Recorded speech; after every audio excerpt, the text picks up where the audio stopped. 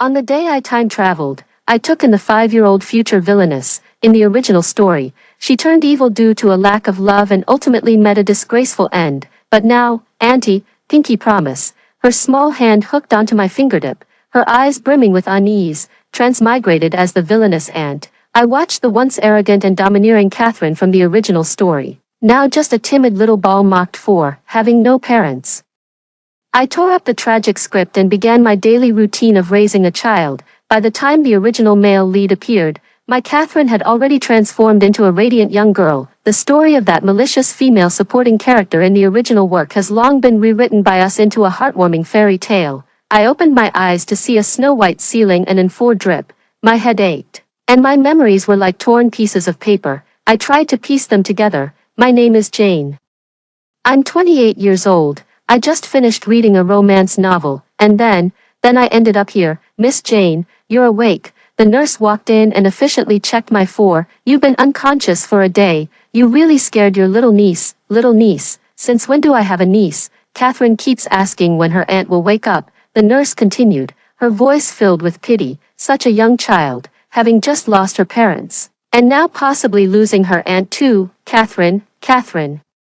I jolted upright, a wave of dizziness washing over me. Isn't this the tragic villainess from that romance novel who met a terrible end? And I'm her aunt? The nurse was startled by my sudden movement. Don't worry, the child has been temporarily placed in the hospital's children's activity area with dedicated care. I forced myself to calm down and tentatively asked, excuse me, my brother and sister-in-law. The nurse's expression confirmed my suspicion. I'm sorry, the accident was too severe. But you must stay strong. You're the child's only family now. My mind raced. In the original story, Catherine was a wealthy girl whose lack of love in childhood twisted her personality, making her constantly oppose the female lead until her eventual downfall. The book only briefly mentioned that her parents died early and she was raised by an aunt who was indifferent to her. So, I've transmigrated into that irresponsible aunt. And now Catherine is only 5 years old. I want to see Catherine, I said, my voice firmer than I expected. Right now. The nurse hesitated. Your condition? I'm fine. I pulled out the 4 needle and stood up amidst the nurse's exclamation, my legs a bit weak but still able to walk. Take me to see her. In the children's activity area, 5 or 6 kids were playing, with only one small, thin figure curled up in a corner, clutching a picture book. That was Catherine. I walked over and crouched down to meet her at eye level. The little girl looked up, revealing a delicate yet pale face, her eyes large and bright but filled with unease. Catherine, I called softly. She shrank back, her small hands clutching the picture book tightly. I noticed a bruise on her hand, and my heart ached sharply. The original story mentioned that the female supporting character often got hurt as a child, and now I realized it was because no one was looking after her. Something in my pocket was poking me. I reached in and pulled out a wrapped honey cookie. Probably a snack the original owner carried around. Are you hungry? I unwrapped the package and handed over the biscuit. Auntie made it herself. Catherine stared at the biscuit for a long time, her little nose twitching. The sweet honey scent clearly tempted her. She reached out very slowly, like a wary little animal. As her fingertips touched the biscuit, I noticed a faint scar still visible on her wrist. How could a 5-year-old have so many wounds on her body? She took small bites of the biscuit when suddenly a tear dropped onto it. What's wrong? Doesn't it taste good? I panicked. She shook her head, her voice as faint as a mosquito's hum. It tastes just like Mom's. My heart felt like it was being tightly squeezed by a tiny hand. The original Catherine was arrogant and domineering, but the child before me was clearly just a little one longing for love. I reached out and gently wiped the cookie crumbs from her face. Catherine, how about Auntie takes you home? She raised her head, her eyes gleaming with a light I dared not interpret. Home? Is there still one? There is, I heard myself say. Auntie will give you a new home. She stared at me for a long time, then, very, very lightly, nodded. At that moment, I made up my mind. Since fate had made me her aunt, I would never let her become that pitiful, malicious supporting character from the book. I want to raise this poor little thing into a little son with love and honey cookies.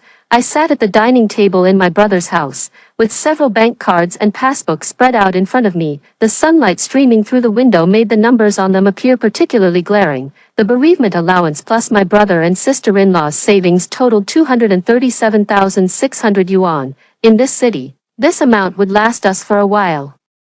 But it definitely wouldn't be enough until Catherine comes of age. Auntie, here." A small hand pushed a glass of water toward me. I looked up to see Catherine standing by my legs, tiptoeing carefully to avoid spilling the water. I took the glass and gently ruffled her fine, soft hair. 3 days had passed, yet she still trembled like a frightened rabbit, flinching slightly whenever I approached before forcing herself to stay still. "Thank you, Catherine," I said, taking a sip of water.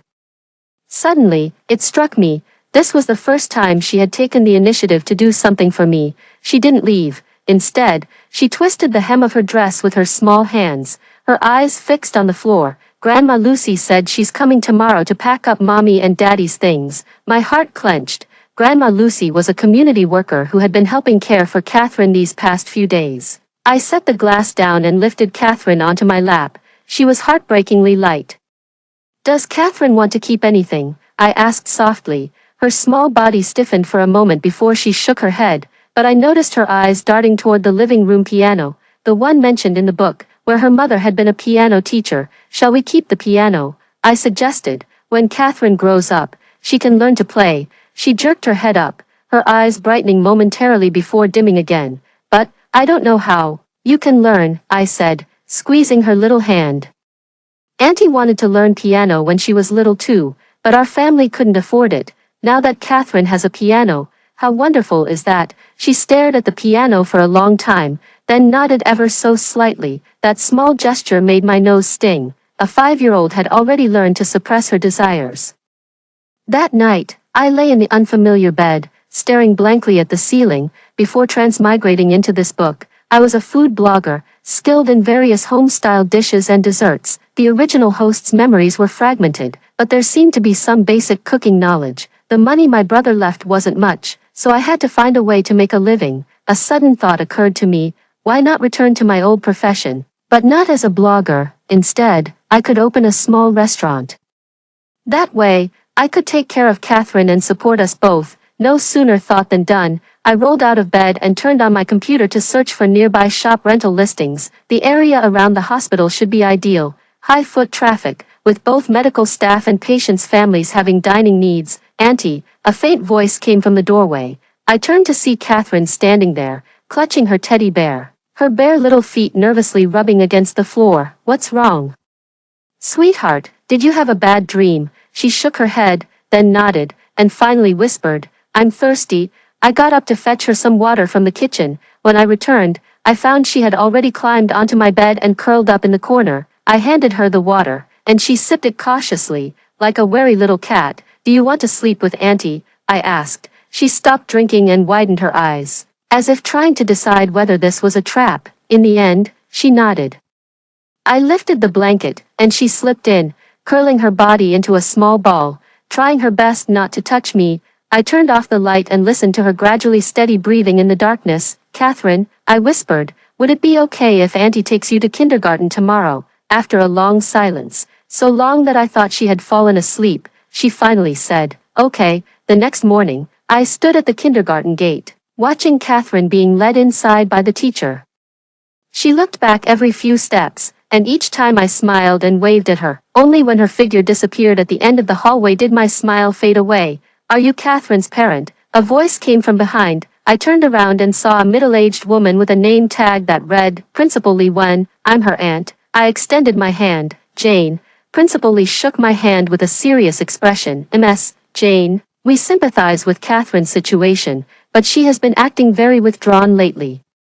Not interacting with the other children. Kids at this age need social interaction." "I understand." I nodded. "I'll encourage her more." Principal Lee hesitated, then sighed. "Also, children can be very blunt sometimes. Yesterday, someone told Catherine, 'You don't have a mom or dad anymore,' and she didn't speak all afternoon." My chest felt as if struck by a heavy hammer, the pain making it hard to breathe. Barely managing a polite farewell to Principal Lee, I practically fled back to the car, leaning on the steering wheel to steady my breathing. At that moment, I was no longer an observer from a reader's perspective. That little girl who was teased is my responsibility, my Catherine. When I went to pick up Catherine in the afternoon, I heard crying from afar. It wasn't Catherine's, but a chubby little boy who was being comforted by the teacher. Catherine stood nearby, expressionless.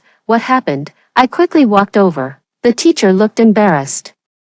Mark said Catherine doesn't have parents, so Catherine pushed him. I crouched down to meet Catherine at eye level. Catherine, what happened? She bit her lower lip and remained silent, but her eyes glistened with stubborn tears. I turned to the little boy who was still sobbing. Mark, can you tell me what happened? I said she doesn't have a mom or dad. The little boy sniffled, and then she pushed me. I took a deep breath, trying to keep my voice steady. Mark, do you know why Catherine pushed you? He shook his head. Because what you said hurt her feelings, I said softly. Catherine has parents, and they're watching over her from heaven. Plus, she has me. I'm her best aunt. I reached out and pulled Catherine into my arms. Her little body stiffened for a moment before gradually relaxing. Telling someone they don't have parents is just like pushing them. It hurts, understand? Mark nodded. Though he didn't seem to fully grasp it, I patted his head.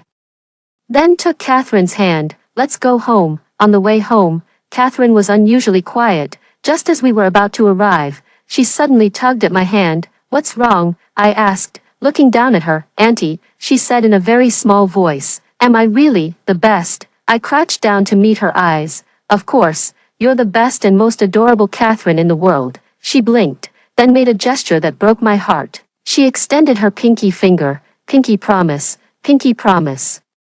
I hooked her little finger, suddenly realizing this was the first time she had actively sought a promise from me. In the evening, after I put Catherine to sleep, I continued researching the shop opening. There was a small storefront for rent near the hospital, and I needed to check it out tomorrow. Early the next morning, I entrusted Catherine to Grandma Lucy and went to the hospital's logistics department. The person who received me was David, the logistics director, a man in his 50s with a slightly balding head and shrewd eyes. You want to rent that small storefront for a food business? He looked me up and down. Have you done this before? I have extensive cooking experience. I pulled out the prepared documents. The plan is mainly to provide patient meals and working meals for medical staff. He flipped through my materials, his frown deepening. Miss Jane, you're only 28 and have a child. The competition around hospitals is fierce. Precisely because I have a child, I need this career even more. I maintained my smile. He shook his head. That storefront may be small, but the monthly rent alone is $8,000. Add in the deposit, renovation, equipment. You can't get started without $200,000. Are you sure you want to take the risk? I understood his underlying message. The risk of business failure was too high for a young single mother. Director David. I looked him straight in the eyes. My brother is Dr. James from your hospital's cardiothoracic surgery department. I believe the hospital will fairly consider my application. At the mention of my brother, David's expression changed. You're Dr. James' sister. What a fine doctor he was. He hesitated for a moment. All right then, I'll bring this up with the higher-ups. Leaving the logistics department, I sat in the hospital garden for a long time. My brother had worked here, and perhaps someone still remembered him. This thought gave me the courage to walk into the administration building. At the door of the dean's office, I hesitated whether to knock when the door opened on its own. Can I help you? A white-haired old man stood at the doorway, his name tag reading, Dean Richard. Hello, Dean Richard, I said nervously, my palms sweating. I'm Dr. James's sister, and I'd like to apply to rent that small shop by the hospital's side gate. The old dean's eyes softened. Dr. James' sister, come in and have a seat. Half an hour later, I walked out of the administration building with a temporary lease agreement in hand, the warm sunlight shining on my face. Not only did the old dean provide me with the shop space, but he also waived the rent for the first 3 months. James was a good doctor, he said as he saw me out. His daughter, is she doing all right? Catherine is very strong, I replied. We'll be fine. On my way home, I bought Catherine's favorite strawberry cake. When I pushed open the door, she was sitting at the piano, her small hands carefully pressing the keys without a sound. She didn't even know to lift the piano lid. Catherine. I set down the cake and walked over to raise the lid. Want to try? Timidly, she pressed a key, and the clear note of C echoed through the room. Startled, she then gave her first genuine smile in days. Auntie, she looked up at me with her little face. Are we really going to open a shop? Yes. I crouched down to meet her eye level. How about calling it Warm Heart Kitchen? She nodded and suddenly reached out to touch my face. Auntie is smiling. Only then did I realize that I hadn't truly smiled all these days. But now, because of a small shop front and a child's touch, Hope quietly took root and sprouted. Catherine, I said softly, tomorrow, shall Auntie teach you how to make honey cookies? Her eyes sparkled like stars. Really, Pinky, promise. I extended my little finger. This time, she hooked her finger around mine without hesitation. On the opening day, I woke up at 4 in the morning. Outside, it was still pitch black. I got up quietly, careful not to wake Catherine in the next room. Last night, as I was putting her to bed, she excitedly chattered for hours about Auntie's restaurant before finally succumbing to sleep. In the kitchen, I checked the ingredients prepared the night before. The dough had rested in the fridge, the broth had simmered for a full 6 hours, and the vegetables were washed, chopped, and neatly stored. My fingers were slightly red from days of preparation, with small cracks forming at the edges of my nails. Auntie, a soft voice came from the doorway. I turned to see Catherine clutching her teddy bear, standing barefoot on the tiles with sleepy eyes. Why are you up already? I wiped my hands and walked over. It's not even dawn yet. She rubbed her eyes. I dreamed. The restaurant was gone. I crouched down and hugged her, catching the faint scent of children's shampoo in her hair. The restaurant is fine. It's opening today. Would Catherine like to help Auntie prepare? She immediately perked up, her eyes sparkling as she nodded. I brought her a small stool so she could stand by the counter and supervise my work. What is this? She pointed at the green vegetable I was chopping. It's celery, very good for the heart. I cut a small piece and handed it to her. Want to try? She wrinkled her little nose and took a tiny bite, immediately spitting it out. So gross. I couldn't help but laugh. It'll taste good once it's cooked. As the sky gradually brightened, Grandma Lucy came to help take care of Catherine. I quickly took a shower and changed into the prepared white chef's uniform, with the words, "Warm-hearted little chef," printed on the back. A logo I designed myself featuring a red heart wrapped around a spoon. You look so spirited. Grandma Lucy adjusted my collar. Dr. James would be so proud if he could see you. My throat suddenly tightened, and I could only nod. Catherine ran over and hugged my leg. Auntie, you're the prettiest. I crouched down, kissed her forehead, took a deep breath, and said, let's go. The shop's decor was simple. White walls with wooden tables and a few food illustrations hanging on the walls. The most eye-catching spot featured a small photo frame displaying a family portrait of my brother, sister-in-law, and Catherine. During yesterday's soft opening, I had already set up all the basic equipment. So today I just needed to neatly arrange the prepared ingredients. At exactly 8 o'clock, I rolled up the shutter door, and sunlight poured in. Warm Heart Kitchen was officially open for business. Then, I waited a full 40 minutes. Not a single customer came. Don't worry, old Zhang from the neighboring pharmacy poked his head in. Hospital staff start late. They won't come out for meals until after 9 o'clock. I forced a smile and returned to the kitchen to check the soup's temperature again. Just then, the wind chime at the door jingled. Anyone here? A booming voice called out. I hurried out and saw an elderly man with white hair standing at the door, leaning on an intricately carved cane, his back as straight as an evergreen pine. Hello, welcome to Warm Heart Kitchen. I handed over the menu. Today we have a special patient meal and, so you're Dr. James' little sister. The elderly man interrupted me, his sharp eyes scanning me up and down. The old man said you're a decent cook. Old man, does he mean Director Richard? I nodded nervously. Yes, do you know my brother, Harry? He said curtly, pointing his cane toward a window seat. I'll sit there. Give me one patient meal, light on oil and salt, but don't you dare make it tasteless. If you fool my tongue, I'll make sure you won't last in this hospital. My palms were sweating. This old man Harry was clearly a tough character. Back in the kitchen, I took a deep breath and focused all my attention on cooking. For the patient's meal, I had prepared yam and pork rib soup, steamed perch, and pumpkin puree, all easy to digest and highly nutritious dishes. 20 minutes later, I personally delivered the meal to old man Harry. Enjoy your meal, I said softly, preparing to retreat to the kitchen. Stop, he tapped the opposite seat with his chopsticks. Sit down. I sat down nervously, watching as he picked up a piece of fish and put it in his mouth, chewing slowly. The entire restaurant was so quiet you could hear the ticking of the wall clock. The fish is steamed well, he finally spoke. Perfect timing. The ginger strips removed the fishy taste without overpowering it. This pumpkin puree. He took another bite. Did you add light cream? I nodded in surprise. Just a little, to make the texture smoother. Humph. You're not completely useless. He kept eating, then suddenly looked up. your brother used to treat me often. He was a good doctor." His voice suddenly dropped. "What a shame." My nose stung with emotion, but before I could respond, several white-coated doctors walked through the door. Old Man Harry waved his hand. "Go attend to your work. Don't neglect the other customers." Over the next hour, 7 or 8 customers trickled in, most of them medical staff. I was so busy I barely had time to catch my breath, but fortunately, we had enough ingredients prepared. Around noon, Grandma Lucy arrived with Catherine. "Auntie." Catherine came running over excitedly in the mini chef's outfit I bought for her. "There are so many people here." I bent down to hug her. "Be good, Catherine. Go sit with Grandma first. Auntie will join you after I'm done."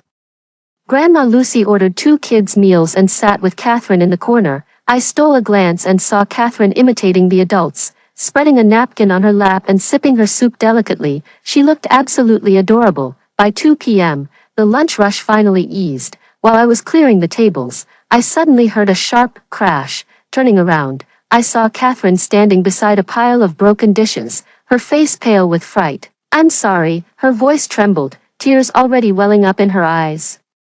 I wanted to help. I quickly walked over, but instead of checking the broken bowl, I first crouched down to examine her hands. "Did you get cut?" She shook her head, tears falling. I gently wiped them away. "It's okay. It's just a bowl. Let me show you how to clean it up properly." "All right." I brought over a broom and dustpan, guiding her hands to teach her how to safely clean up the fragments. "Like this. Sweep slowly. Never touch them directly with your hands, understand?"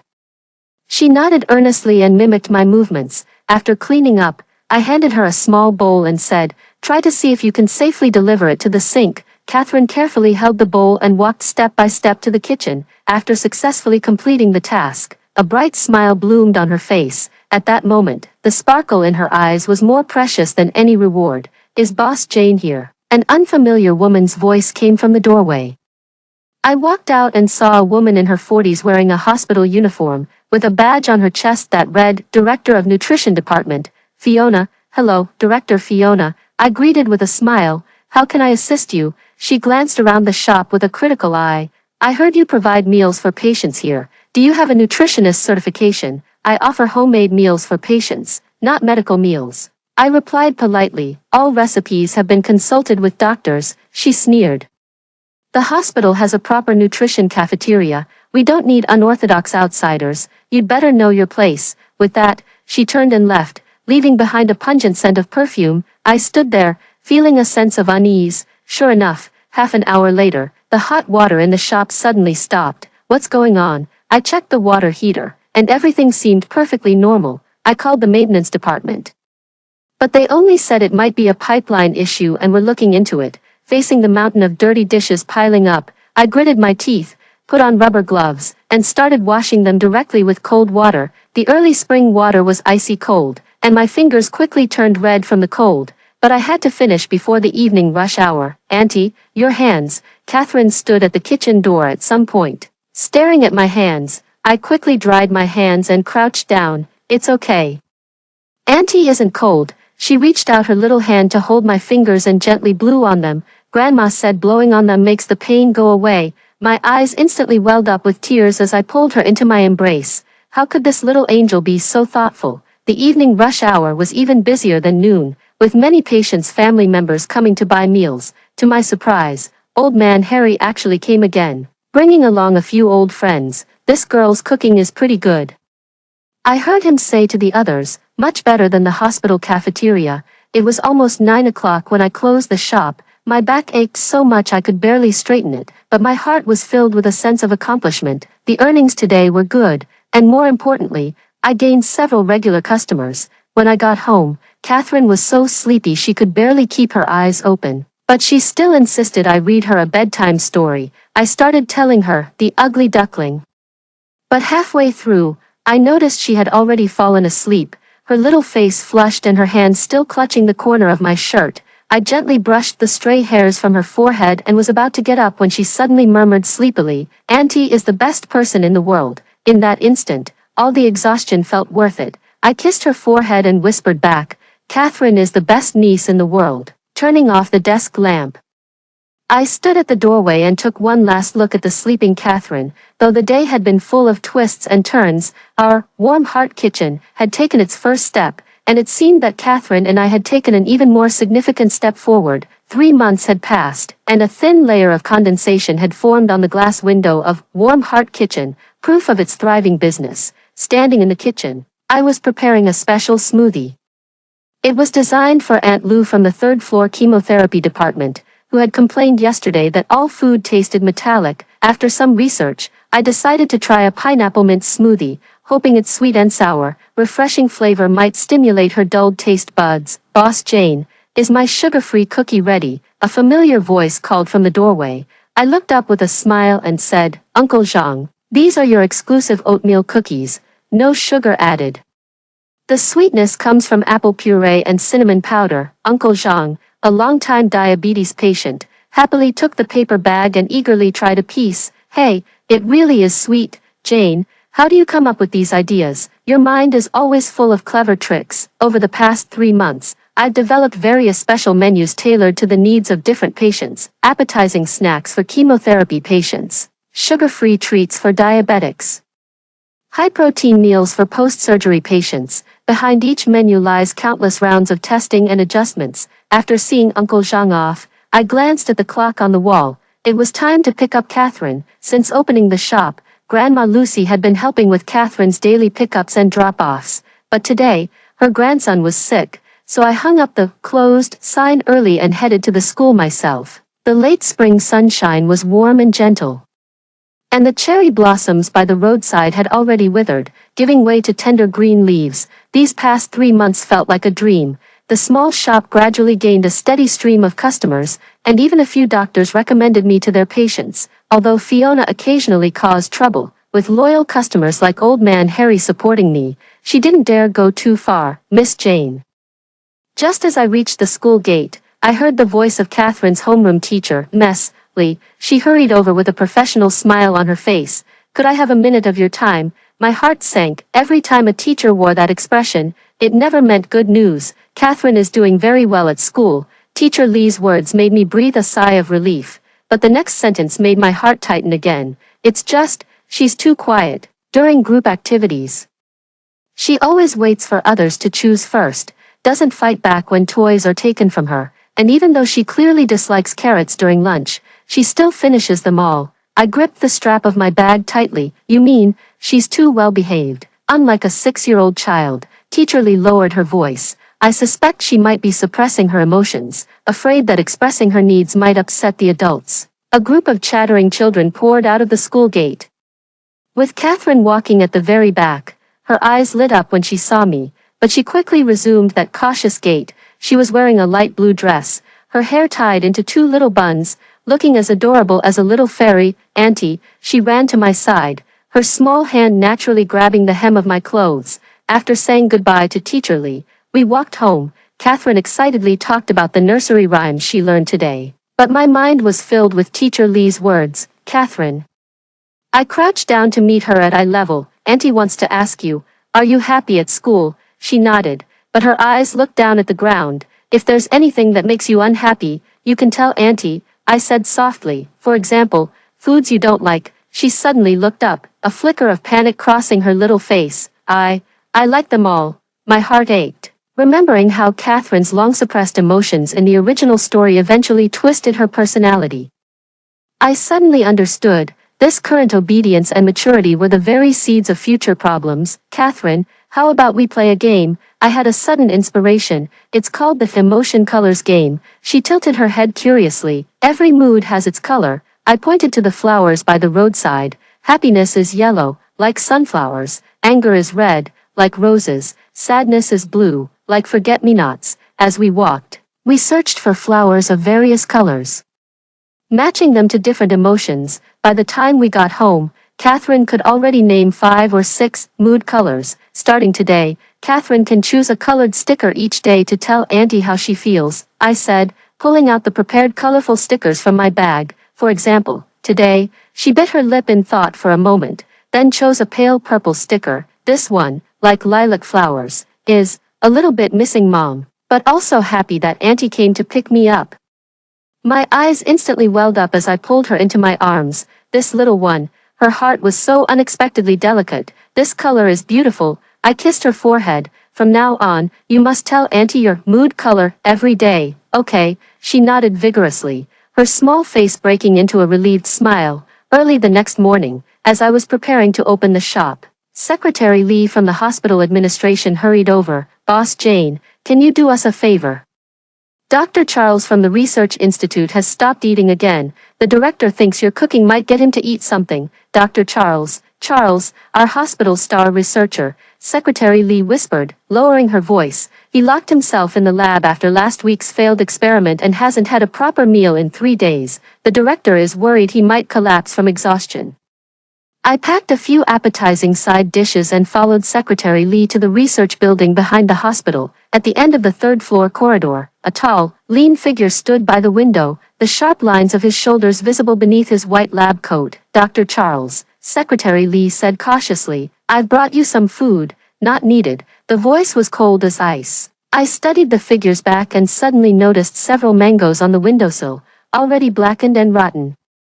In the corner of the lab were piled over a dozen takeout boxes, mostly sweet dishes. Is Dr. Charles allergic to mangoes? I suddenly asked. He turned around, and only then did I get a clear look at his face. Around 30 years old, with sharp features and heavy dark circles under his eyes, yet still strikingly handsome enough to make one's heart race. He frowned slightly. How did you know? Guessed, I said, pointing at the mangoes. They've been sitting here for a long time. But you'd rather let them rot than touch them, and, I gestured toward the takeout boxes, these sweets are barely touched. You probably don't like sweet things. His eyebrow lifted slightly, as if conceding the point. I opened the food container, taking out the seafood congee and a few savory side dishes. Want to try this? He stared at the food for a few seconds before suddenly asking, Are you Dr. James's sister? I nodded in surprise. He mentioned you. Charles took the food box.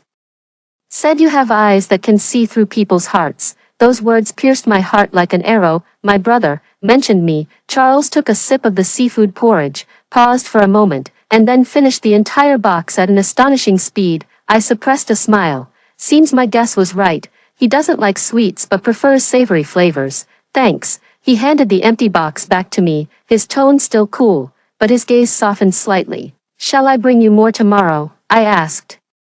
He hesitated for a moment, then nodded, and so, I became Charles's exclusive meal delivery person. For a whole week, I brought him savory dishes with different variations every day. He spoke very little, but he finished every meal and even started offering some professional feedback. Salt content could be reduced by 5% to control sodium intake. Suggest adding curcumin for its anti-inflammatory properties. On the 7th day, he actually showed up at the door of Warm Heart Kitchen. Causing a bit of a stir, a few young nurses blushed and offered him seats, but he ignored them and walked straight to the counter. Starting tomorrow, I'll come to eat here myself. He dropped this line and left, leaving me and the nurses exchanging puzzled glances. After closing time in the evening, while I was teaching Catherine how to make the simplest vegetable salad, Charles appeared again, this time holding a stack of documents. Food safety standards. He handed me the document. I've marked all the areas your shop needs to improve in red. I flipped through the file, the dense red annotations making me dizzy. Thank you, you're welcome. He glanced at Catherine clumsily chopping cucumbers and suddenly asked, Is this your niece? Catherine looked up at him, her small hand gripping the hem of my clothes tightly. Yes, this is Catherine. I patted her head. Catherine, this is Uncle Charles. Hello, Charles said stiffly. Clearly not adept at communicating with children. Unexpectedly, Catherine responded softly, Hello, Uncle Charles. Then she held up a clumsily sliced piece of cucumber. Want some? Charles paused for a moment, then actually took it and ate it. The knife skills need improvement, but the freshness meets the standard. Catherine blinked and suddenly smiled. It was the first time she had smiled at a stranger. That night before bed, Catherine picked an orange sticker. This is Uncle Charles's color. Why orange? I asked curiously. Because he looks cold, but he's actually very warm, she said seriously, like a carrot, hard on the outside, but sweet inside. I couldn't help but laugh. The analogy was unexpectedly fitting. Early the next morning, I found Catherine busy in the kitchen. With a few clumsily shaped carrot cookies placed on a small stool, for Uncle Charles, she announced proudly, "Orange mood cookies." I helped her pack them up, feeling a warmth in my heart. When Charles came for lunch at noon, Catherine personally handed him the cookies. He tasted one with a serious expression and then gave his verdict: "Shape not up to standard, but taste passes the mark," which made Catherine happy all day. Watching their interaction, I suddenly realized that, without even noticing, warm-hearted little chef had become more than just a small shop. It was turning into a bond connecting people, me and Catherine, me and Charles, Catherine and Charles. These relationships intertwined like a spider's web, growing stronger and stronger. What comforts me the most is that Catherine's emotional colors are becoming increasingly vibrant. She's starting to get angry, to act coquettish, and to express dissatisfaction. That little girl who was always careful to suppress herself is slowly learning to be her true self. During the evening inventory, I noticed today's earnings were unusually high. It wasn't because we had more customers, but because Charles had secretly slipped in a few extra bills when paying. I shook my head with a wry smile. This man who says one thing but means another. Catherine was drawing in the living room. When I walked over to look, I saw she had drawn 3 little figures. The tallest blue one, me, the medium-height orange one, Charles, and the smallest pink one, herself. The 3 figures were holding hands, standing in front of a small house with a heart drawn on it. "Is this our home?" I asked softly. She nodded, then chose a golden sticker and placed it on the back of my hand. "This is Auntie's color, the brightest and warmest color." I hugged her tightly, thinking that no matter the cost, I would protect this smile and never let it turn into the twisted sneer from the original story. How much can change in a year? I stood at the entrance of Warm Heart Kitchen, watching Catherine proudly boast to her classmates, "This is my auntie's shop. The food inside is the most delicious in the world." The sunlight filtered through the newly replaced awning, spilling onto her excited little face. 7-year-old Catherine had grown half a head taller than a year ago. Her cheeks noticeably rounder, but the most striking change was that she no longer shrank back when speaking. Instead, she now looked people straight in the eyes. "Catherine, does your aunt really know how to make teddy bear cookies?" a girl with pigtails asked skeptically. Catherine puffed out her little chest proudly. "Of course, I'll bring some to show you tomorrow." I couldn't help but smile as I turned back to the shop to prepare for the lunch rush.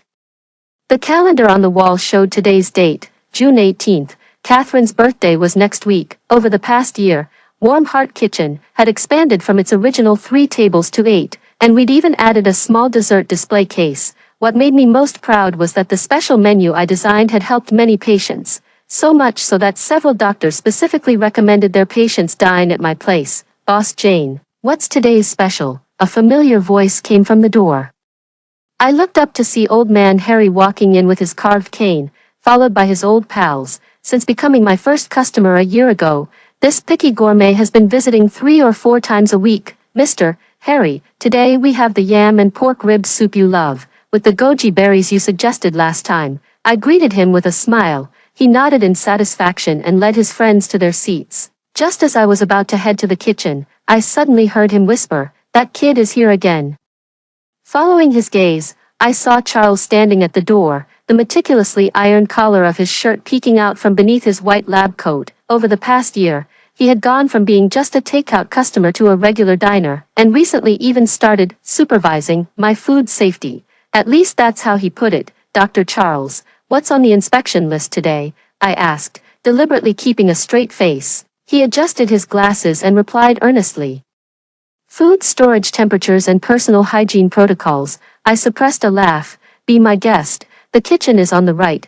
Don't forget to wash your hands." He nodded and walked straight to the kitchen. Old Man Harry winked at me, but I pretended not to notice. Charles's inspections usually lasted through the entire lunch rush, during which he would casually help me pass plates, clear dishes, and even occasionally wash them. At first, I thought he was genuinely concerned about food safety. Until one day Secretary Lee secretly told me that Charles was the youngest director of a research department in the hospital, managing over 20 people, and usually didn't even humor the dean. "Auntie," Catherine ran in, followed by her 3 classmates. "Can we show them the bear cookies?" Of course. I wiped my hands and took out a tray of freshly baked honey bear cookies from the display case. The children gasped in amazement, and Catherine's little face was filled with pride. I noticed Charles standing at the kitchen door, the corners of his lips slightly upturned. As Catherine handed out the cookies to her classmates, he walked over and whispered, "The edges of the cookie molds are worn. I suggest replacing them to avoid metal shavings getting mixed in." I rolled my eyes. "Got it, Dr. Charles." After the lunch rush, Catherine went to school, and the shop quieted down. I was taking inventory when Charles suddenly appeared behind me. "You need a refrigerated display case." I turned around, nearly bumping into his chest. Even after knowing him for a year, his close presence still made my heart race. "What? The temperature in the dessert display case isn't low enough." He pointed at the small cabinet. "Foods with high sugar content are prone to bacterial growth at room temperature." I sighed. "I know, but a good refrigeration unit is too expensive."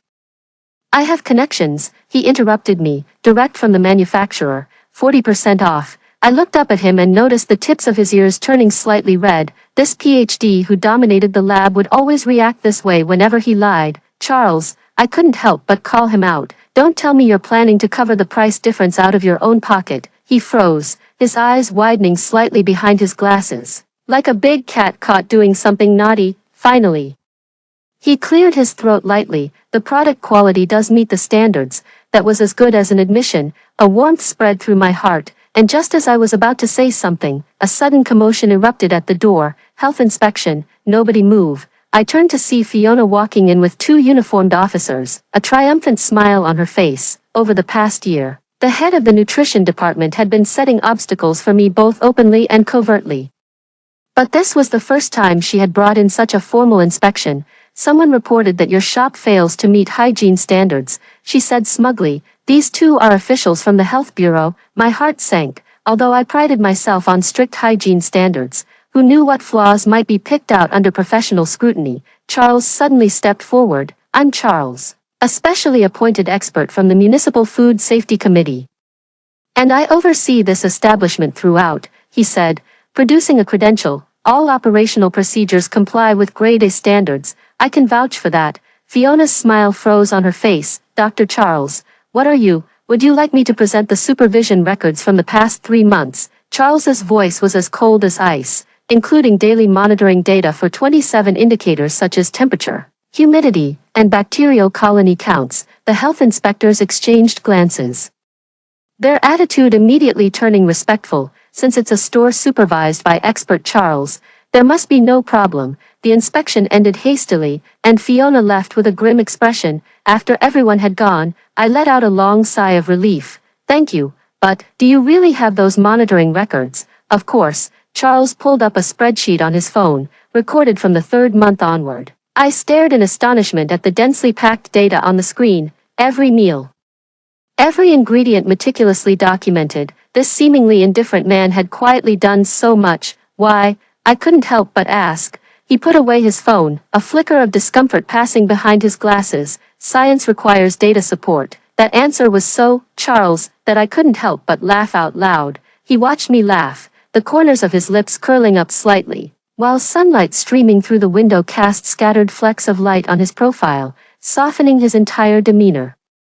While closing up the shop in the evening, Catherine helped me wipe the tables and suddenly asked, "Auntie, does Uncle Charles like us?" My hand trembled, nearly knocking over the spice bottle. "Why do you ask that?" "Because Grandma Lucy said only people who like you would keep helping," Catherine said earnestly. "Just like how you like me. So you make delicious food for me."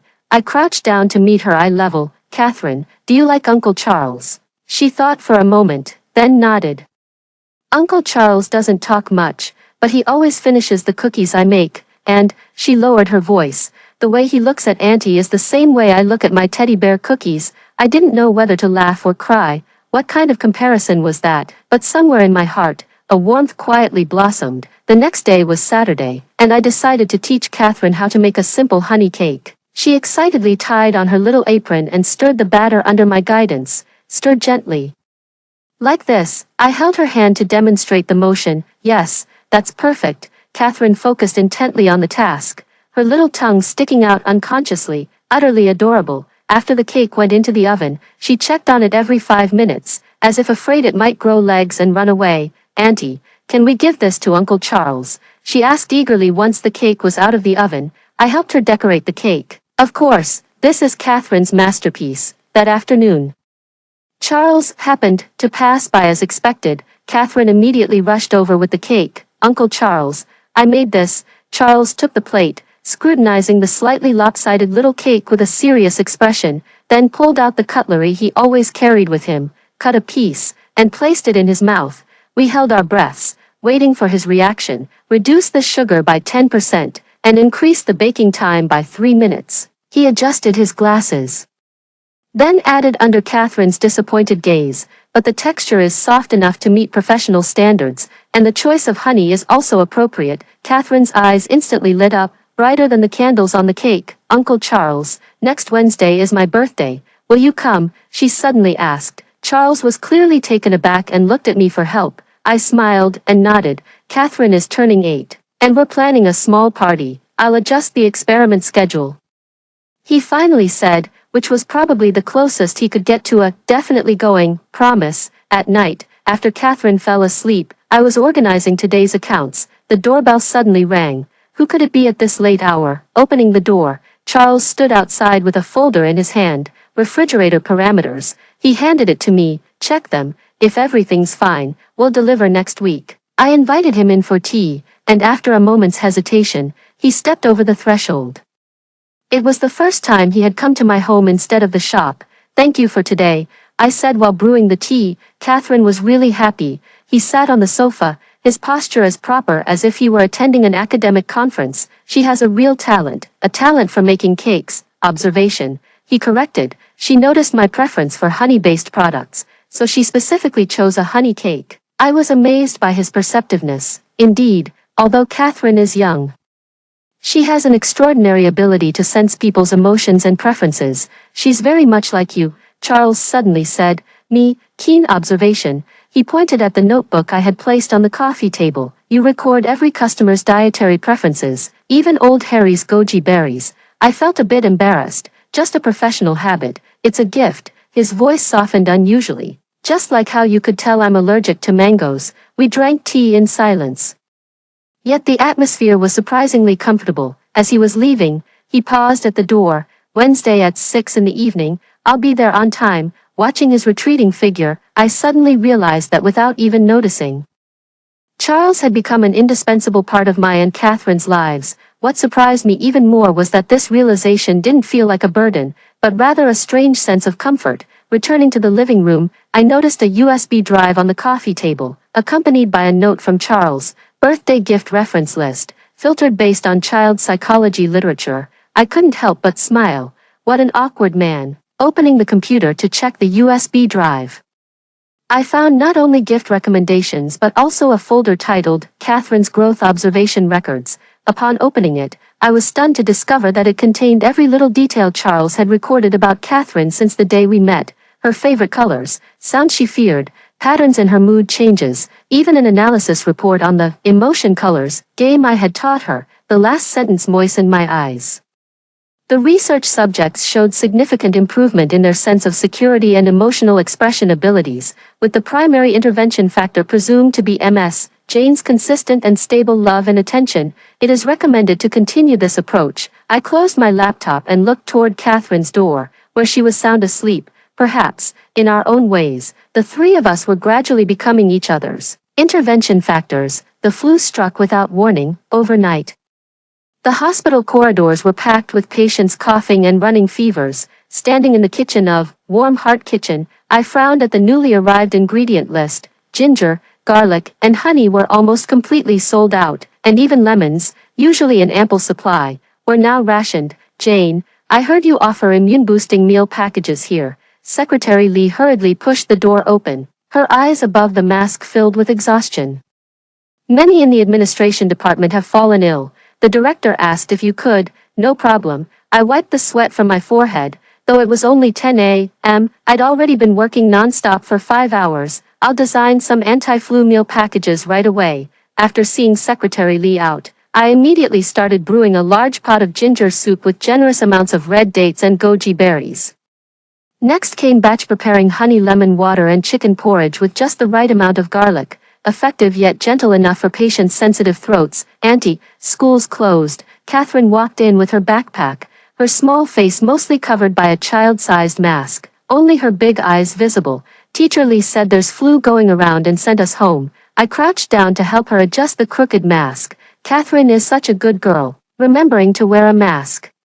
Why don't you go upstairs and do your homework first? Auntie will come up to keep you company once I'm done here. She nodded but didn't move. Auntie, your face is so red. It's just hot in the kitchen. I forced a smile, though in reality, I was already feeling waves of chills. But with orders piling up like a mountain, I couldn't afford to collapse. After Catherine left, I buried myself in work again. The steam from the ginger soup made me dizzy, but I didn't dare stop the knife in my hand. Batch after batch of special meal sets were delivered to various hospital departments, and it wasn't until 9 p.m. that the last order was finally completed. When closing the shop, my vision had already started to blur. Struggling to walk upstairs, I found Catherine had already finished washing up by herself and was drawing at her little desk. Auntie, she ran over, her small hand touching my forehead, and immediately exclaimed, "You're burning up, it's okay." I barely managed to say those two words before my knees gave way, nearly causing me to collapse. Catherine panicked and tried to support me. Of course, her tiny frame couldn't hold me up, but her effort warmed my heart. I barely made it to the couch, and Catherine had already rushed to fetch the first aid kit, the thermometer. "Here it is." She dug out the thermometer and handed it to me, her movements so practiced it was heartbreaking. 5 minutes later, the thermometer read 39.2 degrees. I smiled bitterly, thinking to myself, well, this is truly testing the illness with my own body. "Auntie, take your medicine." Catherine came over with water and fever reducers, her little face full of worry. I swallowed the pills and patted her head. "Thank you, sweetheart. Auntie will be fine after some sleep. You go to bed first." She stubbornly shook her head and ran to the bathroom to fetch a wet towel, placing it on my forehead. The cool touch made me sigh in relief. "Just like how Auntie took care of me," she said earnestly, her small hands clumsily adjusting the towel. Drowsily, I closed my eyes and faintly heard Catherine on the phone. "Yes, very hot. Won't take medicine." "No, still hot even after taking it." Who is she talking to? Grandma Lucy? I wanted to ask, but the high fever made my thoughts feel like waterlogged cotton, heavy and muddled. I don't know how much time passed before the doorbell rang. Catherine rushed to answer it. And then I heard a familiar male voice. "Charles, temperature, time of medication." The voice grew closer, and I felt someone crouch beside me, a cool hand pressing against my neck. With great effort, I opened my eyes to find Charles's handsome face magnified right before me, his brow furrowed. "Dr. Charles." My voice was hoarse, barely recognizable as my own. "Purulent infection of the tonsils, most likely streptococcal," he diagnosed professionally. Retrieving a syringe and vial from his medical bag. "You'll need antibiotics." In my dazed state, I watched him prepare the injection when a sudden question occurred to me. "How did you get here?" "Catherine called me," he replied tersely, gesturing for me to turn over. "She said you were burning up." This description made me want to laugh, but the pain of the needle piercing my butt made me gasp. Catherine stood nearby, her small hands clenched into fists, her eyes moist. "All done." Charles put away the syringe and turned to Catherine. "Check her temperature every 4 hours. If it goes above 39 degrees, use this suppository." He took out a small box and carefully explained the usage to Catherine. The 7-year-old girl listened attentively, nodding from time to time. Her serious expression was both adorable and heartbreaking. "You taught her these things?" I asked weakly. Charles adjusted his glasses. "Basic medical knowledge should be learned from childhood." After the injection, I quickly fell into a deep sleep. During intermittent moments of semi-consciousness, I always saw Charles and Catherine taking turns caring for me. Once when I woke up, I found Charles sitting in a chair by the bed reading a book, while Catherine was curled up asleep on the sofa beside him, covered by his coat. What a marvelous sight. The meticulous scientist and the innocent little girl forming a temporary team to take care of me. When I woke up again, it was already noon the next day. With sunlight streaming through the gaps in the curtains onto the floor, my fever had subsided considerably, and though I was still weak all over, my mind felt much clearer. Soft voices could be heard coming from the living room. I slowly got up, leaning against the wall as I walked out, and saw Charles and Catherine sitting at the dining table with a few sheets of paper spread out in front of them. "This should be in red," Charles said. "But blue looks better," Catherine insisted. "Scientific posters need to highlight key data. But this is for kids." Leaning against the doorframe, I couldn't help but smile. They seemed to be working on some health awareness poster, arguing so passionately that they didn't even notice my arrival. It wasn't until I cleared my throat softly that both turned their heads simultaneously. Catherine immediately jumped off her chair and ran over. "Auntie, are you better now?" "Much better." I patted her head and looked at Charles. "Thank you, Dr. Charles." He stood up, a barely noticeable flicker of concern flashing in his eyes behind his glasses. "Don't open for business within 24 hours, and continue taking the medicine for 3 more days." I nodded, suddenly noticing the food on the table. Plain porridge, steamed eggs, and a few side dishes, though the presentation wasn't refined. The nutritional balance was well considered. "You made this?" I asked Charles in surprise. He adjusted his glasses slightly awkwardly. "Just basic nutritional pairing," Catherine interjected. Uncle Charles almost burned down the kitchen. Charles's ears turned red, and I couldn't help but laugh, immediately coughing due to my sore throat. "You need to rest." Charles instantly switched back to doctor mode. "Catherine, help your aunt back to bed." Aye, Dr. Charles," Catherine saluted with exaggerated seriousness, making me want to laugh again. Over the next 3 days, Charles came to check on my recovery every day, each time bringing a different nutritional meal. Catherine became my little nurse, carefully recording my temperature and medication times. The 3 of us developed a wonderful rapport, as if this were our daily life. On the morning of the 4th day, my fever finally broke. Standing in front of the bathroom mirror, I was shocked by my haggard appearance, pale face and messy hair. I decided to take a nice hot shower to refresh myself. The hot water washed away the illness and the grogginess of the past few days. While drying my hair, a memory suddenly flashed back. I seemed to have said something I shouldn't have when I had a high fever. "Must protect Catherine, can't let her go astray." Oh my God, did I really say that? What would Charles think? I covered my face in dismay. That sentence sounded so strange, almost as if I knew Catherine would turn bad in the future. When I went downstairs, I found Charles and Catherine in the kitchen. Charles was teaching her how to wash her hands scientifically, demonstrating the 7-step hand-washing method, and Catherine was learning with great interest. Fingertips, between fingers, wrists, each area should be scrubbed at least 5 times. Uncle Charles, why 5 times and not 6? The experimental data shows that the difference in cleaning effectiveness between 5 and 20 times is less than 2%, while the time cost. I stood at the door, feeling a surge of warmth in my heart. Charles always took Catherine's questions so seriously, never brushing them off, and Catherine had become increasingly bold in asking and expressing herself, a far cry from the timid little girl she was a year ago. "Auntie," Catherine spotted me and ran over to hug my waist. "You look so much better today, thanks to your care." I kissed her forehead, then looked at Charles. "I'm truly grateful," he gave a slight nod. "It's my duty."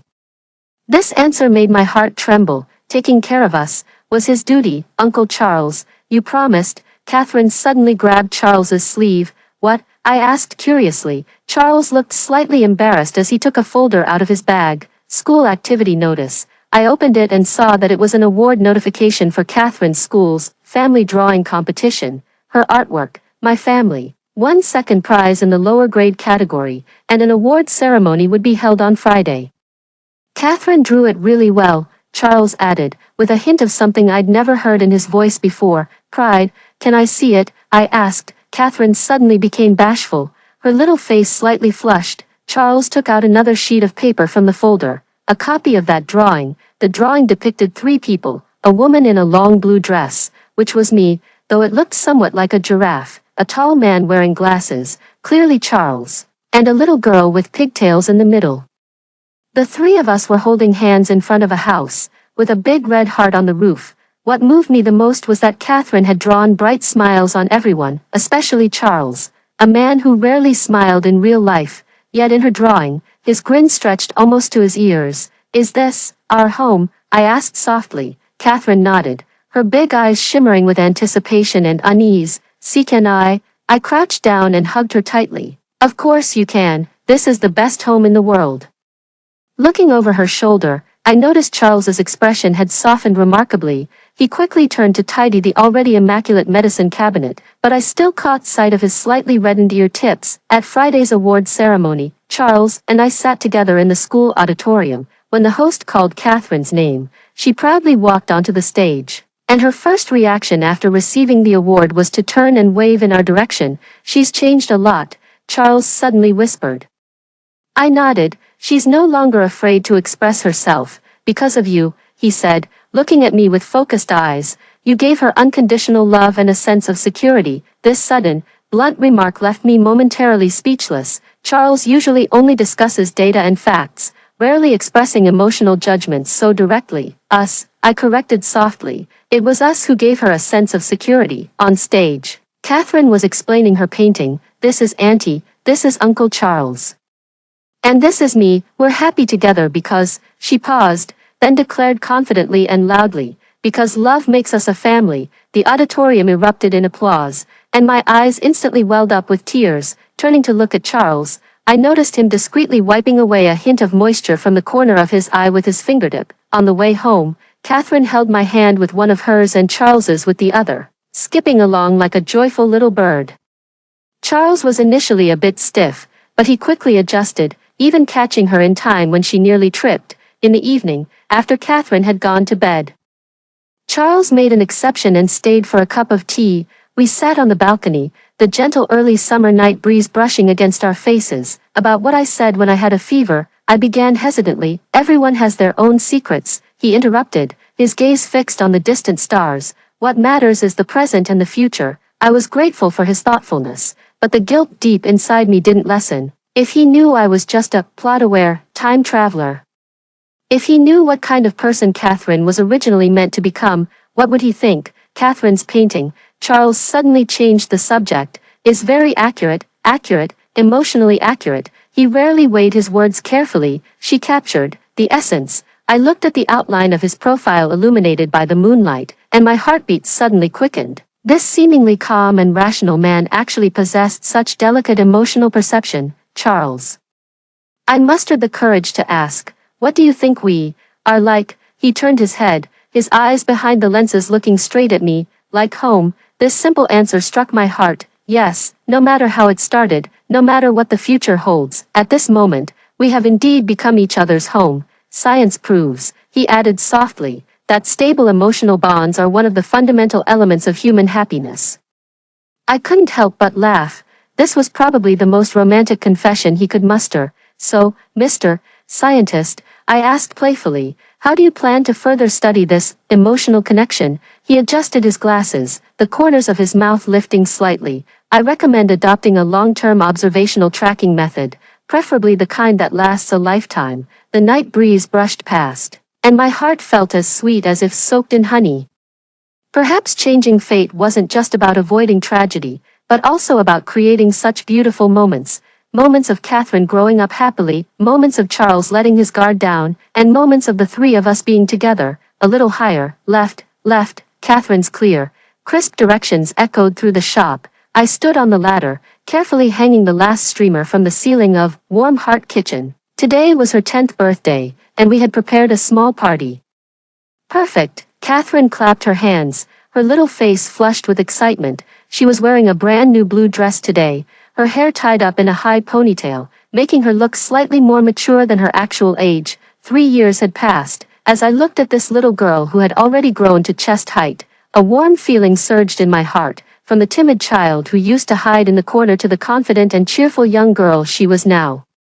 Catherine's transformation often made me forget the image of the villainous supporting character from the original story. "Has Uncle Charles arrived yet?" She kept glancing toward the door. "He said he'd be here on time after wrapping up the experiment." I checked my watch. 4 p.m., still an hour before the party started. "Is the cake ready?" Catherine winked mysteriously.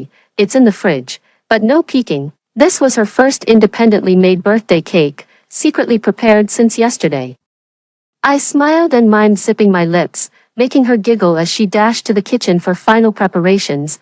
I looked around the newly decorated small shop, my heart filled with a sense of accomplishment. Over the past 3 years, Warm Heart Kitchen had grown from a small stall into a well-known dining spot in the hospital, even with a few regular employees helping out. Most importantly, it had become another home for Catherine. She often did her homework at the small table in the corner after school, occasionally serving tea and water to customers like a proud little hostess. The doorbell rang, and I thought it was Charles arriving early, but when I turned around, I saw Secretary Lee standing at the door, his expression somewhat unnatural. "Boss Jane, could we have a word in private?" My heart sank. That look on Secretary Lee's face usually meant trouble. I followed him outside the shop. The scorching June sun beating down on my head. "The hospital is expanding." He got straight to the point. "The logistics building will extend this way, and your store falls within the planned area." My fingers unconsciously dug into my palm, meaning, "It needs to be cleared out by the end of next month at the latest." He avoided my eyes. "Of course, there will be compensation." I barely heard the rest of his words. A buzzing sound filled my ears as flashes of every day and night spent in the shop over the past 3 years raced before my eyes. Catherine wiping tables for the first time, Charles coming in for his first meal, old man Harry gathering regularly with his friends, Boss Jane. Secretary Lee looked at me with concern. "Are you okay? Is there any room for negotiation?" I forced myself to stay calm. "For example, relocating to continue operations." He shook his head. "Director Fiona strongly opposes it, saying the hospital's nutrition cafeteria is sufficient to meet the demand." So it was her. Over the past 3 years, Fiona has thrown many obstacles in my path, but this time she's directly targeting my foundation. "I understand. Thank you for the early notice." I managed to force a smile. Secretary Lee seemed to hesitate, then finally sighed and left. I stood under the scorching sun, feeling a wave of dizziness. The end of next month. Just as summer vacation begins, Catherine will be entering 5th grade, and I promised to take her to the beach. "Auntie," Catherine's voice came from behind, "why are you spacing out outside?" I quickly adjusted my expression and turned around. "It's nothing." Uncle Lou came to ask about the menu. She tilted her head to look at me, her large eyes, increasingly resembling her mother's, flashing with a hint of suspicion, but it was quickly replaced by excitement. "Uncle Charles is here."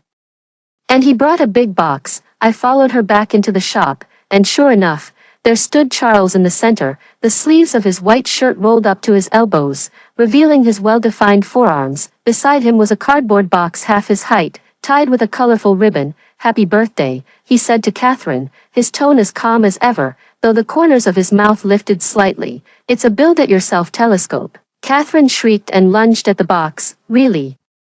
The kind that can see stars?" "Theoretically, you should be able to see Jupiter's stripes and Saturn's rings." Charles adjusted his glasses and frowned slightly as he looked at me. "You don't look well." "Just the sun." I forced a smile. "I'll go prepare some drinks." Turning to enter the kitchen, I took a few deep breaths, trying to calm myself. Today was Catherine's birthday, and no matter what, I couldn't ruin her special day. Problems. There's always a solution. The party was a success. Over a dozen of Catherine's classmates came, along with regulars like old man Harry, filling the shop with lively energy. Catherine proudly displayed the double-layered chocolate cake she had made, with 10 years old written in strawberry jam, the letters crooked but full of sincerity. "Make a wish." After lighting the candles, I said to her. Catherine closed her eyes, her long lashes casting tiny shadows in the candlelight. She clasped her hands together, her lips moving silently. Then blew out all the candles in one breath. Everyone clapped and cheered. Her little face flushed, her eyes shining like stars. "I made 3 wishes," she whispered to me while cutting the cake, "but they won't come true if I say them out loud." After the party, Charles stayed behind to help clean up. Catherine went upstairs to unwrap her gifts, leaving just the 2 of us in the shop, and the silence suddenly felt a bit heavy. Secretary Lee told me. Charles suddenly spoke up.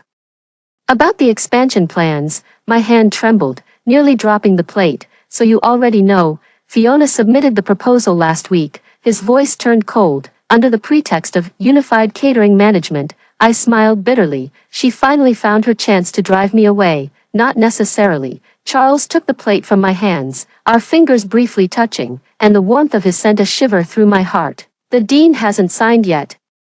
But if there's no suitable alternative location, I'm working on it," he interrupted, his gaze steady. "Give me a week." I was about to press further when the doorbell suddenly rang again. A middle-aged man in a tailored suit stood at the door, holding an elegant business card case. "Ms. Jane." He smiled and handed over his business card. "I'm Alex, director of the Delicious Food and Beverage Group. Could I take a few minutes of your time?" I took the card with confusion. Delicious was a high-end chain restaurant brand in the city, with several Michelin-starred restaurants under its umbrella. Why would they approach a small shop owner like me? What is this about? Our group greatly admires your unique menu concept. Director Alex glanced around the shop, his gaze lingering on Charles for a second. We'd like to discuss an acquisition. Acquisition. 500,000 to buy out your brand and recipes. Plus an annual salary of 300,000 to hire you as head chef, he said confidently. Of course, you need to dedicate yourself full-time to the new restaurant's operations. The numbers made me gasp. 500,000 would allow Catherine and me to live comfortably for several years, and the 300,000 annual salary far exceeded my current income. But full-time would mean no time left for Catherine. I need to think about it, I replied cautiously. Director Alex left after leaving the materials and contact information. Charles stood silently by the side, his expression inscrutable. This is an opportunity, I murmured, flipping through the exquisite proposal. If the shop really can't be saved, would you accept it? Charles suddenly asked, his voice unusually low. I looked up at him and found his gaze sharp, as if trying to see through my thoughts. I don't know. It could solve the financial problems, but Catherine. You need to weigh the options, he said curtly, turning back to continue arranging the tables and chairs, though his movements were noticeably rougher than before. That evening, after seeing Charles off, I sat by Catherine's bedside reading her a storybook. At 10 years old, she no longer really needed bedtime stories, but we kept the tradition. It was our special time together. Auntie, she suddenly interrupted me. If I had to go to school somewhere else, would you be sad? My hand paused on the page. Why do you ask? It's just a hypothetical, she said, avoiding my gaze, her fingers twisting the corner of the blanket, like if there's a better school or something. I put down the book and gently stroked her hair. Wherever Catherine is, Auntie will be there. We won't be apart. She nodded, but her eyes still wandered. Just before falling asleep, she suddenly wrapped her arms around my neck and whispered in my ear, Auntie, I hope you'll always be happy. Those words warmed my heart, yet also stirred a faint unease. For the next week, I tossed and turned, unable to sleep. Director Alex messaged me daily to ask about my decision, even raising the offer to a buyout fee of 600,000. Meanwhile, the hospital's expansion notice was officially issued, requiring the shop to be vacated by the end of the month. Charles became unusually busy. Apart from coming for lunch every day, he was hardly seen at other times. Whenever I asked what he was up to, he would only say, working on a solution, refusing to elaborate. On Friday evening, as I was taking inventory in preparation for the move, my phone suddenly rang. It was an unfamiliar number. Are you Catherine's guardian? The caller asked. I'm her uncle, Li Ming. I froze. Catherine's uncle. My late brother had never mentioned such a relative. What's this about? I asked warily. Catherine reached out to me, saying she wanted to learn about adoption procedures.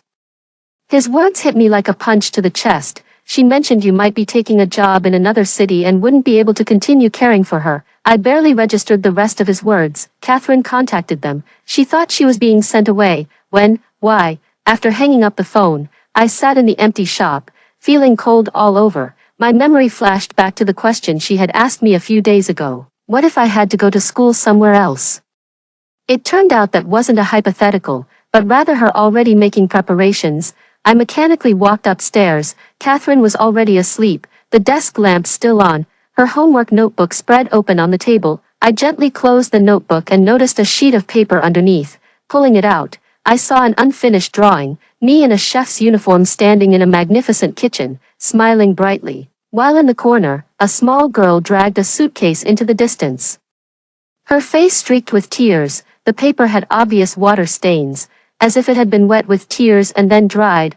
My heart felt like it was being squeezed by an invisible hand, the pain so intense I could barely breathe.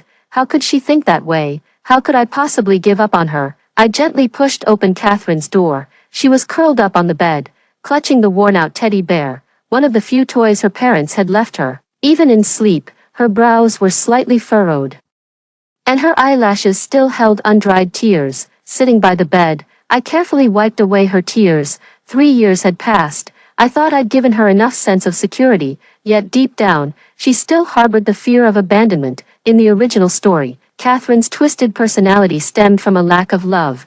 Was it truly unavoidable after all? No, I will never let this happen. I took out my phone and sent a brief message to Director Alex. Thank you for your kindness, but I must decline. Then I sent another to Charles. We need to talk about Catherine. Putting down my phone, I leaned over and kissed Catherine's forehead. Moonlight streamed through the gap in the curtains, casting a silver glow on her face. This sensitive, intelligent little angel, who always thought of others, would rather leave quietly than become my burden. Silly child, I whispered, you were never a burden, you are my light. Charles arrived sooner than expected. Less than 20 minutes after I sent the message, the doorbell rang. When I opened the door, he was standing there, still in his white lab coat, with fine beads of sweat on his forehead. Clearly, he had rushed over. Where's Catherine? He asked in a hushed voice. Asleep, I said, stepping aside to let him in. I pointed to Catherine's drawing and the crumpled then smoothed contact form on the coffee table. She reached out to distant relatives about adoption. Charles's brows furrowed into a knot. He picked up the drawing and examined it closely, a flicker of pain flashing in his eyes behind his glasses. Then he saw the form, his fingers tightening slightly, the paper emitting a faint crisp sound. When did this happen? He asked. Just discovered today. But judging by the completion level of this drawing, my voice choked slightly. She might have been planning it for several days. Charles set down the drawing paper and walked straight to Catherine's room. I followed him, watching as he gently pushed open the door and stood at the threshold, gazing at the sleeping Catherine. Under the moonlight, tear stains were still visible on her little face, and she clutched that old teddy bear tightly in her arms. Charles stood there watching for a long time, then gently closed the door. When he turned around, his expression became unusually resolute. We need to talk, he said. Everything. I poured tea, and we sat in the living room. The city lights flickered outside the window, while my mind was in complete turmoil. Where to begin? Should I say I know Catherine would become the villainess in the original story, or that I traveled through time just to prevent this ending? No, that would be too absurd. I accidentally overheard her conversation with a classmate. I chose an explanation closest to the truth. That child said, your aunt will abandon you sooner or later. All adults are like that. Charles's eyes widened slightly. Catherine refuted it at the time, but I could tell she was shaken. I gripped the teacup tightly, the heat searing through the ceramic and burning my palm. I thought after these 3 years, she had finally found a sense of security. A child's fears often run deep, Charles said, his voice unusually gentle, especially for a child who has experienced loss. I looked up at him and suddenly realized, you noticed it long ago. Lately, she's been asking me frequently about bacterial cultures, especially if the environment changes. Can bacteria mutate into harmful strains? Charles adjusted his glasses. I thought it was just scientific curiosity. My heart felt as if pricked by a needle. Such a Catherine-like question, using scientific concepts she understood to metaphorize her own fears. She was afraid that a change in environment, being sent away by me, would cause her to mutate, turn into a bad person. Charles, I took a deep breath. I've heard of similar children who, because they were abandoned by their loved ones, ended up on the wrong path. I thought of Catherine's fate in the original story, my throat tightening. I can't let her go through that kind of pain. Charles was silent for a moment, then suddenly asked, you turned down the delicious offer? I froze for a moment, then nodded. Catherine is more important than any job. A complex emotion flashed through his eyes before he stood up. Wake her. What? Now? Immediately, his tone brooked no argument. The longer this misunderstanding drags on, the more damage it'll cause. I hesitated briefly, but Charles's gaze convinced me. I quietly entered Catherine's room, sat by her bedside, and gently stroked her cheek. Catherine, sweetheart, wake up. She groggily opened her eyes, instinctively smiling when she saw me, but soon her expression darkened as if remembering something. What's wrong, Auntie? She asked softly, her voice laced with sleepiness and a hint of unease. Uncle Charles is here. We'd like to talk with you. Her eyes instantly widened, and her body visibly stiffened. I helped her put on the coat and led her to the living room. Charles was sitting on the sofa, his expression much softer than usual, but Catherine still nervously tightened her grip on my hand. Catherine, Charles got straight to the point. Why did you contact the adoptive family? Catherine's face turned pale, her small hands began to tremble, and her eyes quickly welled up with tears. My heart ached as I hugged her, feeling her thin body tense like a tightly drawn string. Her voice was as faint as a mosquito's hum. Is it because you heard that Auntie might take on a new job? Charles pressed, his tone not harsh but firm. Catherine suddenly broke down. Large teardrops rolled down her cheeks as she threw herself into my arms, sobbing so hard she could barely catch her breath. No, don't want to burden Auntie, she managed to squeeze out between sobs. Auntie deserves better. My heart shattered into a million pieces, gently stroking her back. I kissed the top of her head. Silly child, you are Auntie's greatest treasure. But, she lifted her tear-streaked little face. That job could make you a great chef. If because of me, you can't go, Catherine, I cupped her face, forcing her to look at me. Any job, any place, without you, would mean nothing to Auntie, understand? She blinked through her tears, as if assessing the truth of these words. Charles suddenly stood up, walked over, and crouched down in front of us. Meeting Catherine at eye level. Catherine, do you know why bacteria mutate in harsh environments? He asked a seemingly unrelated question. Catherine shook her head in confusion. Because of survival, Charles said with unusual gentleness. They fear death, so they desperately change themselves to adapt to their environment. But humans are different. When we feel secure enough, we don't need to become versions of ourselves that we dislike. Catherine stopped crying and listened intently. Your aunt and I, Charles continued, naturally including himself in the we category, will make sure you never have to mutate, understand? I looked at Charles in surprise, never expecting him to comfort Catherine with scientific analogies she could understand. What warmed my heart even more was that he placed himself in the role of protector too. Catherine glanced at Charles, then at me, the fear in her eyes gradually fading. Suddenly, she threw herself at Charles, wrapping her arms tightly around his neck. Charles froze for a second before cautiously returning the embrace, his movements awkward yet gentle. I'm sorry, Catherine whispered against his shoulder. I just didn't want to trouble you. Charles patted her back lightly. Real family never troubles each other. They solve problems together. It was as if this sentence had opened a floodgate. Catherine cried even harder, but this time her tears seemed to carry a sense of relief. Charles and I exchanged a glance, and in his eyes, I saw a softness and determination I had never seen before. After Catherine had calmed down, the three of us squeezed onto the sofa, with her sitting between Charles and me, clutching one of our fingers in each of her tiny hands as if afraid we might run away. About the shop, Charles began. I have a plan. Catherine and I both turned to look at him. The hospital does need expansion, but food services are also essential. He adjusted his glasses. We could bid to become the hospital's official food service center. This way, not only can we retain our business, but we can also scale up. I widened my eyes. Is that possible? Dean Richard has always admired your special menu concept, Charles said. I've already drafted a preliminary proposal. So this is what you've been working on all week. I suddenly understood. He nodded. We'll need your menu design and operational plan. Catherine can be responsible for collecting customer feedback. Catherine's eyes lit up. Really?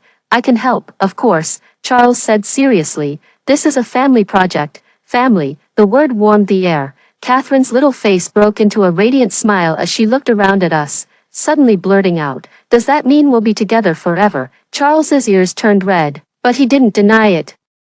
My heart raced as I reached out to ruffle Catherine's hair. Yes, forever. That night, after seeing Charles off, I coaxed Catherine back to sleep. She insisted on hanging the drawing of Auntie in the big kitchen on the wall, so I can remember what Auntie gave up for me, not giving up, but choosing. I kissed her forehead, and the best choice at that. Back in my room, I took out a box containing all the little mementos from our 2 years together, Catherine's drawings, report cards, photos of the three of us, and the various handmade gifts she'd given me. Flipping through these memories, I suddenly understood what truly matters. It's not the location of the storefront, nor the job title, but these warm moments, someone waiting for you to come home, the choices you can make for the ones you love. My phone vibrated. A message from Charles. First draft of the proposal sent to your email. Also, Catherine asked me, can 3 people make a family? My answer.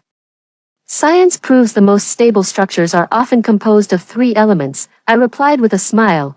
Then our structure must be unbreakable. Putting down my phone, I walked to the window. The stars in the night sky were bright and serene, just like Catherine's eyes, and also like Charles's eyes behind his glasses, always watching us with focus. 3 years ago, I transmigrated into this book just to change the fate of a villainess, and now I have a real home and a man willing to fight for this family. As for Catherine's ending in the original story, that no longer matters, because in this world, Catherine will always be surrounded by love and never have the chance to become that twisted person. She will forever be our little son. In the final week before the bid submission, our home turned into a temporary war room. The coffee table in the living room was covered with various materials. Thank you letters and feedback cards from patients collected by Catherine, the business plan and financial statements prepared by Charles, and the new menu designs and sample photos I had created. Every day after closing, the three of us would sit together and discuss until late at night. Grandpa Zhang here says that Auntie's pumpkin porridge reminds him of the taste of home. Catherine held up a crumpled note and read earnestly, and this Auntie Lee says that after surgery, only Auntie's cooking could give her an appetite. Her little face was full of concentration as she sorted and pasted each note onto a large board. This was her task, collecting and organizing 2 years' worth of customer feedback. To my surprise, she even remembered the detailed preferences of many regular customers. Grandpa Harry likes extra goji berries, Uncle Lou's soup needs less salt. And the little patients in pediatrics love carrot cut into bear shapes. She recited these details like a well-rehearsed script, her colored markers never pausing as she highlighted the important information. Charles was responsible for the most tedious yet crucial part, the business plan and budget sheets, dressed in casual home clothes. His glasses slightly slid down the bridge of his nose as his slender fingers tapped out strings of numbers on the laptop. If we win the bid, we'll need to hire 3 full-time employees. He pointed at the spreadsheet on the screen. Considering the hospital operates 24/7, I recommend a 2-shift system. I leaned in to look, only to feel dizzy from the complex calculations, but Charles patiently explained the meaning of each number, even teaching Catherine to understand basic concepts of income and expenditure balance. What is this part? Catherine pointed to the last item and asked. Emergency reserve. Charles adjusted his glasses. Science has proven that adequate preparation is the best strategy to deal with uncertainty. I couldn't help but laugh, just like the college fund we set up for Catherine. Exactly, he nodded, the corners of his mouth lifting slightly. My task is to design a new menu system, in addition to retaining the original patient meal series. I also plan to add nutritional meal sets for medical staff, simple meals for family caregivers, and even consider the late-night snack needs of night shift workers. What is this? Recovery Happy Meal. Charles picked up a sketch depicting a colorful children's meal tray. It's for the little pediatric patients, I explained. We make nutritious ingredients into cartoon shapes and pair them with small toys. Catherine gave me the idea. Catherine immediately puffed out her little chest proudly. I suggested Auntie make the bear-shaped cookies taste like vitamin supplements. Charles nodded solemnly. Business psychology shows that pleasant dining experiences significantly improve treatment outcomes. He paused. This is a very good idea. Receiving Charles's praise, Catherine blushed with happiness. Over the past 3 years, she has transformed from a child afraid to express herself into a little creative who delights in sharing her ideas. And Charles, who was once a man with an awkward smile, has become Uncle Charles, always ready to offer encouragement at the right moment. On the eve of the bid submission, we conducted our final rehearsal. Catherine played the role of the dean, Charles handled the technical defense, and I prepared a heartfelt statement. Treatment doesn't only happen in the consultation room, but also at the dining table. I practiced saying this line. The warmth of a bowl of hot soup, the sweetness of a piece of pastry, could all become small turning points on the road to recovery. Catherine suddenly clapped her hands. Auntie, that was so well said. I almost want to vote for you. Charles also gave rare praise. The combination of emotional appeal and rational argument is very effective. But, he flipped through my presentation notes. The data here needs to be more precise. And so, after countless revisions and rehearsals, we finally arrived at the bidding meeting.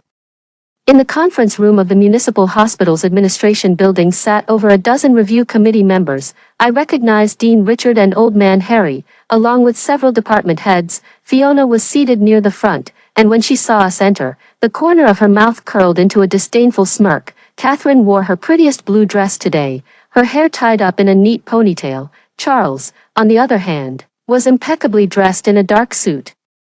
Looking more like an elite scholar than someone in the food service industry, I stood between them, holding our carefully prepared proposal, my heart pounding like a drum. Relax, Charles whispered, lightly touching the back of my hand with his fingers. Remember our strengths. Catherine also gave my fingers a subtle squeeze. Auntie is the best, the presentations from the other bidders all sounded highly professional.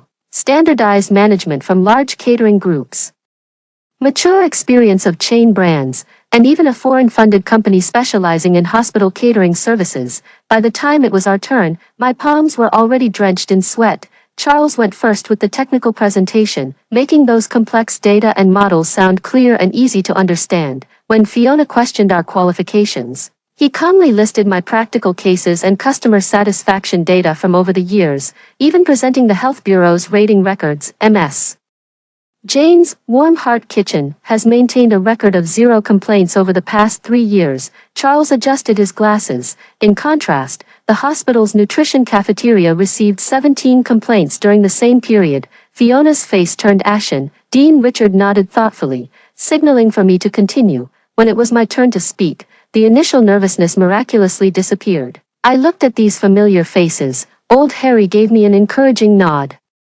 Dr. Lee from Pediatrics waited with a smile. Even the usually stern Dean Richard had a glimmer of expectation in his eyes. I began to tell the story of Warm Heart Kitchen, not a dry business plan, but those genuinely heartwarming moments that had actually happened. A patient smiling for the first time after chemotherapy, a bowl of hot soup for an exhausted doctor on night shift. The scene of Catherine sharing cookies with the little patients. We're not just selling food, but care. I heard my voice echo through the meeting room. Healing doesn't only happen in the examination room, but also at the dining table. When medicine brings pain, perhaps a honey cookie can help a child remember the sweetness of life. I noticed the judge's eyes were slightly reddened. Catherine stood to the side, her little face brimming with pride. Charles's gaze remained fixed on me, carrying a tenderness I had never seen before. After the presentation, the judges entered a closed-door discussion. We were asked to wait in the lounge outside. Catherine fidgeted nervously, repeatedly asking me, "Auntie, do we have a chance?" Charles gently placed a hand on her small shoulder. "No matter the outcome, we've already done our best." An hour later, Secretary Lee came out to call us back in for the results. The atmosphere in the meeting room was so tense you could almost touch it. Dean Richard stood up and looked around at everyone. After deliberation by the review committee, his voice was steady and firm. The municipal hospital catering service contract is awarded to the Warm Heart Kitchen team. My mind went blank, with only Catherine's cheers ringing in my ears. Charles's hand quietly grasped mine, warm and firm. The sound of Fiona storming out of the room seemed distant. Dean Richard came over to shake our hands. "Miss Jane, your brother would be proud of you." Then he said to Charles, "Dr. Charles, I didn't expect you to be so professional in the field of food science. Science knows no boundaries." Charles joked, a rare occurrence for him. As we left the meeting room, old man Harry stopped us. "Girl, I knew you could do it." He patted Charles on the shoulder. "This young man is good, better than your brother was back in the day." Catherine jumped excitedly. "We should celebrate. Auntie, can we have honey cake?" "Of course," I said with a smile, ruffling her hair. "And we'll make your favorite braised pork ribs too." Science has proven that appropriate celebrations help strengthen team cohesion, Charles added with a straight face, though the smile in the corners of his eyes gave him away. That evening's celebration was attended by many doctors and nurses from the hospital, regular visitors, even a few young patients and their parents. Catherine, like a little hostess, greeted everyone, proudly introducing to all, "This is my aunt and Uncle Charles."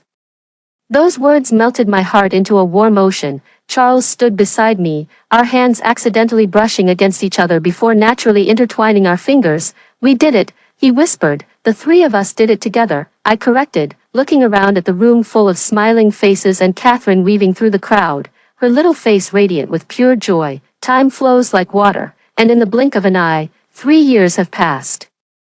Warm Heart Kitchen has grown into a sizable dining service center within the hospital, employing over 20 staff members and operating 2 branch locations. Catherine has entered middle school, blossoming into a graceful young lady. Though she no longer helps at the shop every day, she still comes on weekends to showcase the new desserts she's learned to make. And Charles has become an inseparable part of our lives. He still works at the Research Institute but comes to the shop for lunch every day and helps out regularly on weekends. His relationship with Catherine grew increasingly intimate, evolving from the initial Uncle Charles to simply Charles, in her words, and even occasionally sharing harmless jokes. That evening, after closing time, only Charles and I remained in the shop. Catherine had gone to a class reunion. mentioning she would bring a special friend to meet us the next day. I bet it's a boy, I said while wiping the tables. Charles, who was taking inventory, looked up and replied, the probability is as high as 87.3%. I laughed out loud, that precise, based on analysis of her recent behavioral patterns. He adjusted his glasses, frequent mirror checking, increased phone usage time, and his words abruptly stopped as I suddenly leaned in and kissed his cheek, even after being together for so long. He still blushes to the tips of his ears at sudden intimate gestures. Jane, he suddenly put down the notebook in his hands, his expression turning unusually serious. There's something I want to ask you. I continued arranging the tableware, not paying much attention. The next second, I heard the sound of knees hitting the floor behind me. Turning around, I saw Charles on one knee, holding a small blue velvet box. My breath caught in my throat. Science has proven that stable partnerships are a key factor in human happiness. His voice trembled slightly but his gaze remained steady. After 6 years of observation, I'm certain you're my best choice. The box opened to reveal a simple diamond ring, its warm sparkle catching the light. I want to officially become part of this family. He said these plain yet tear-inducing words of proposal. Will you marry me? I was about to answer when a sudden commotion came from the doorway. Catherine and a shy boy stood there, the bouquet in the boy's hands falling to the ground with a thud. I knew it, Catherine shrieked as she rushed in, completely ignoring the flustered boy. Charles finally proposed. She threw herself at us, nearly knocking Charles over. I watched the scene with mixed amusement and exasperation. My proposal moment, my niece, and her little boyfriend forgotten at the door. Charles steadied himself, still stubbornly holding up the ring, his eyes fixed only on me. You haven't answered yet. Of course I do. I smiled through tears. 1,000 times yes. He carefully slid the ring onto my finger, and then the three of us, me, Charles, and Catherine, embraced. The boy named Jack stood awkwardly at the doorway until Catherine remembered him and ran over to pull him inside. Jack, this is my aunt and, future uncle, she announced proudly, then whispered to me, I was going to introduce my boyfriend, but your news totally stole the show.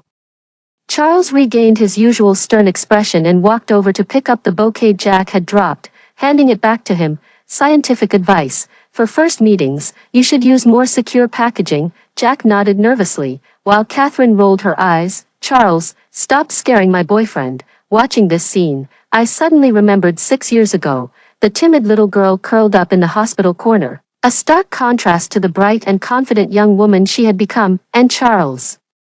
Once that cold and distant researcher, had transformed into a gentle man who would kneel to propose and tolerate Catherine calling him Charles. As for me, I went from being a time-traveling observer to an indispensable part of this family. In the evening, after seeing Catherine and Jack off, Charles and I sat on the bench outside the shop. The early summer night breeze brushed gently against our faces, carrying a faint floral fragrance. What came to mind? Charles held my hand. The newly worn ring faintly glowing under the moonlight. I was thinking about 6 years ago when I first arrived here.